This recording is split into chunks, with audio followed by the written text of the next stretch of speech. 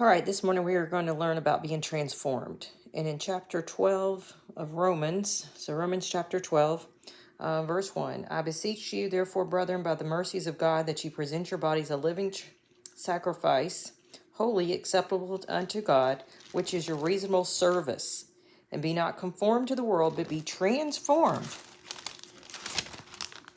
by the renewing of your mind, that you may prove what is good and acceptable and perfect will of God. So how are we transformed? So then we're going to flip over to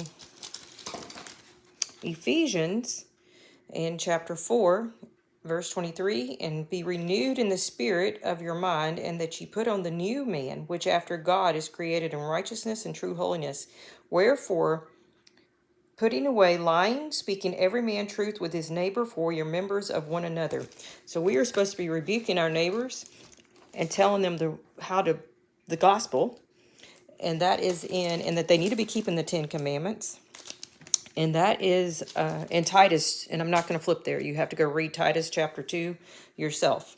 But I do want to flip over to Romans 1, because this is a critical statement in a chapter and verse and message about the power of God.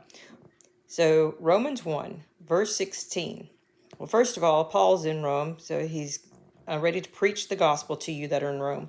And these are who are called to be saints. In verse 7, called to be saints. So that's who. So if you're called to be a saint, you need to listen up. We're all called. We answer the call. For I am not ashamed of the gospel of Christ, for it is the power of God unto salvation.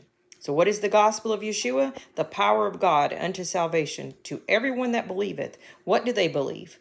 To the Jew first, and also to the Greek. They believe that God is going to transform them into a new creation. That is the gospel.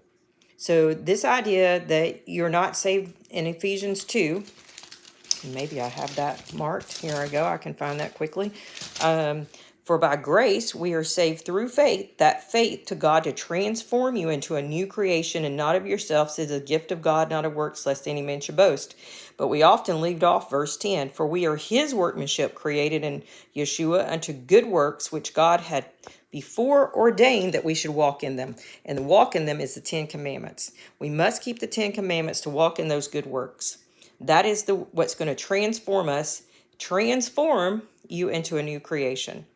This is a critical concept. You need to listen to this and read these verses, study it out on your own, keep the 10 commandments so you get the spirit of truth. The spirit of truth is talked about in John chapter 14, and I'm not going to, so repent and follow the 10 commandments and teach your brother.